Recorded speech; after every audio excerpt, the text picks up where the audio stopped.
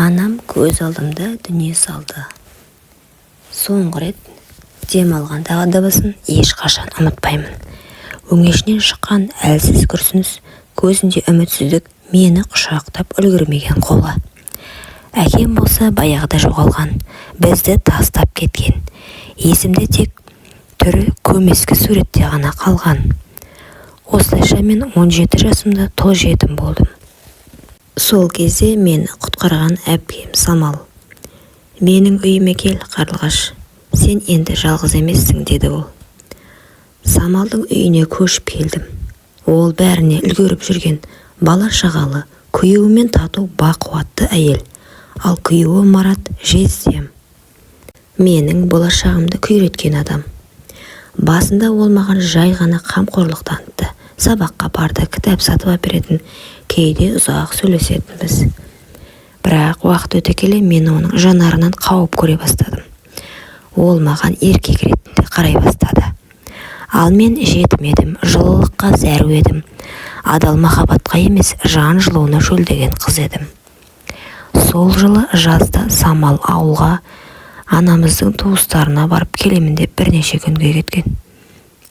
Үйде мен және Марат қана қалдық. Сол түн менің өмірімді мәңгілікке өзгертті. Марат менің бөлмеме келді. Ұйықтамадың ба, деді. Жоқ. Ол жағындап келді. Жанымдағы орындыққа отырды. Қарлығаш, сен өзгеріпсің, есейіпсің, сұлулана түсіпсің.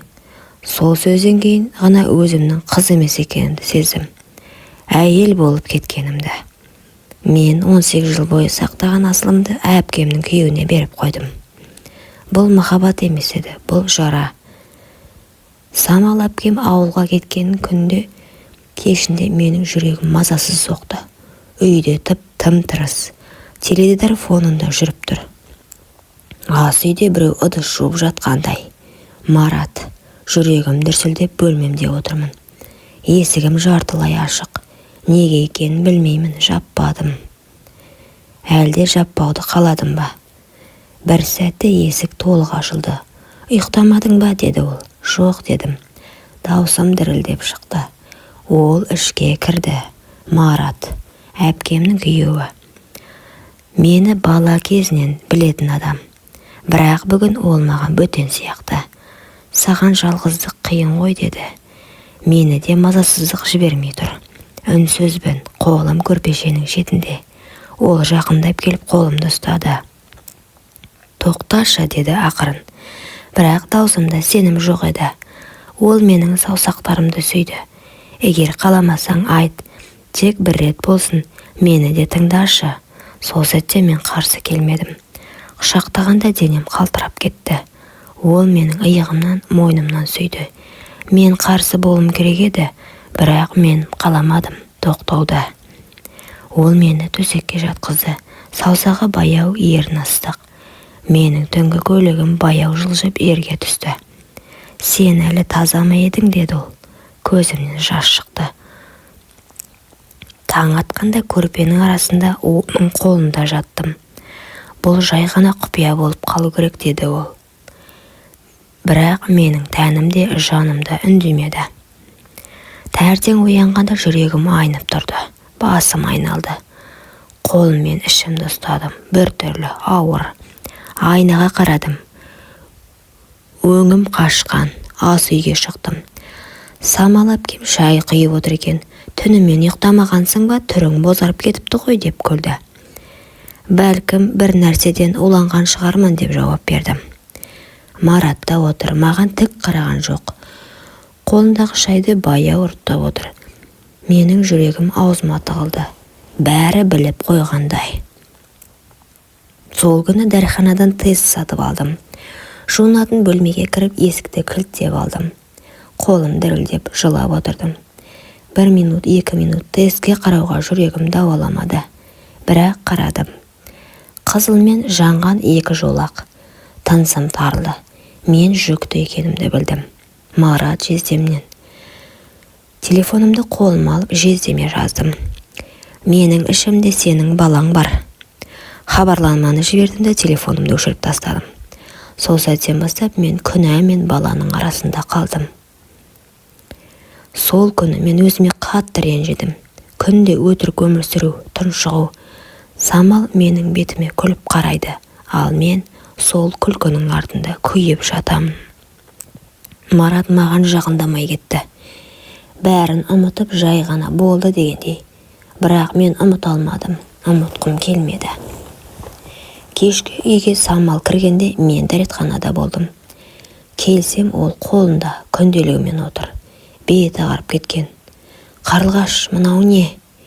Менің денемнен жаным шығып кеткендей болды. Бұл менің жай жазған нәрселерім ғой. Ол күнделік бетін оқи бастады. Мен оның қолына қайта түсіп қойдым. Мен бұған да кінәлі болдым. Ол мені сүйді. Әпкемнің төсегінде оның ішінде тіршілігі бар. Самал демін ішіне тартты. Бұл кім? Мен үнсізбін, тек жылап тұрмын. Қарлығаш, Құдай үшін кімнен?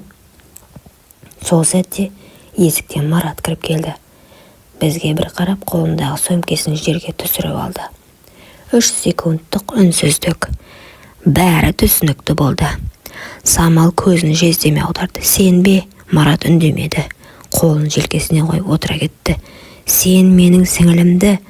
Самал, үнсіз бол. Сол түні біздің үй тозаққа айналды. Самал орнынан тұрып шыңғырып жіберді. Жоғал бұл үйден, қазір. Мен тіл қатпадым.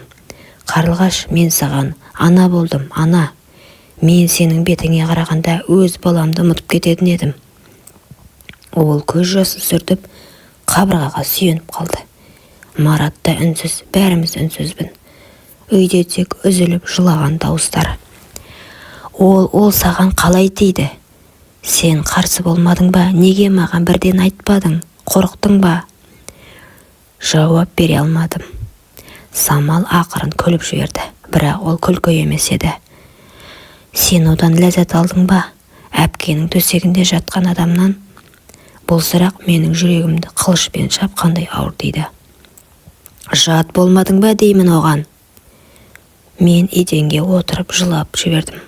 Самал, кешірші, мен білмей қалдым. Білмей қалдың ба? Әдейі істедің бе? Ол бөлмеге жүгіріп кіріп, бір чемодан алып шықты. Киімдерімді терезеден лақтырып жатыр. Шық бұл үйден, кет. Қайда барамын мен? Маған бәрібір.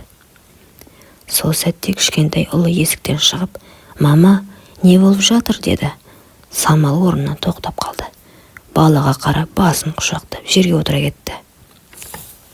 Сенің әкең сатқын боп шықты балам. Үйдің іші үнсіз қалды, ал мен ішімдегі баланы ұстап, бейтаныс көшеге, бейтаныс тағдырға қадам бастым. Қараша, ауада ызғар, жаңбыр иісі. Қолымда бір сөмке. Қарнымдағы бала екеуміз жат қалада бөтен көшеде тұрмыз. Бір кезде аялдамада отырып әлсіз күліп кеттім. Қарлығаш, сен енді бала ана боласың, бірақ атыңда мекеніңде жоқ. Ешкім хабарласпады. Телефон өшірулі, мені іздейтін ешкім де жоқ. Кешке дейін бір кафеде отырдым. Бір шайға тапқан соңғы ақшамды бердім. Одан соң вокзалға барып түнімен орындықта ұйықтадым. Күзетші келіп, мұнда жатуға болмайды деді. Жарайды. Сыртқа шыққанда бір әйел маған қарап тоқтады. Қызым, сен жүкті емессің бе? Басымды изедім. Ол мені алып кетті. Бір бөлмелі жатақханаға. Әйел, өзі де жалғызбасты ана, аты Ләйла. Көрдің бе? Тағдыр бәрімізді бұлай сынайды. Бірақ ішіңдегі сәбиге еш кінә жоқ деді. Сол түні мен ұзақ жыладым. Ләйләнің төсегінде емес, жездемнің құшағында жатқым келді. Менің жүрегім әлі де соған байланған екен. Таңертең ұйқымнан оянғанда Ләйла терезеге қарап тұрды. Қызық, теледидардан сендердің оқиғаларыңды айтып жатыр деді. Мен селт еттім. Ерлі зайыпты Самал мен Мараттың отбасы жарылды. Себеп балдыз бен күйеу арасындағы тыйым салынған байланыс. Репортажда Самал жылап тұр. Ол менің бауырым еді. Марат сұхбат беріп отыр. Мен оны жақсы көріп қалдым. Теледидар екпінмен қайталады. Қазір жүкті қыз із-түссіз жоғалған. Отбасы да полицияда іздеп жатыр. Мен теледидарға ұзақ қарап тұрып, тым кеш. Мені енді ешкім таба алмайды дедім. Жүктілігімнің 8-ші айы келді. Қарным әлдеқашан ісініп, мені қарапайым өмірден жұлып алып кетті. Ләйла мені әйелдер үйіне апарды. Бұл жерде әйелдер мен аналар жинақталып бір-біріне көмектесіп жатады. Ал мен болсам жасым жетілуге, ал жүрегім қайта жылауға мәжбүр. Бір күні таңертең терезеден сыртқа қарап отырғанымда мені бір автобус тоқтатты. Самалдың даусын естідім. Қарлығаш, мені тыңдашы, көзіме жас келді. Самал менің соңымнан іздеп жүр екен. Мен оны көргенде жүрегім бір сәтке тоқтап қалды. Қарлығаш, сенің іздегеніңді білсем де, мен сені күткен жоқпын. Бірақ сені таппай қалсам, сенің жүрегіңді іздейтін едім. Самал, мен бәрін түсінемін, бірақ мен сол сәтте оны сүйіп қалдым. Менің ішімде оның баласы бар. Самал көзі жанарыма қадалды.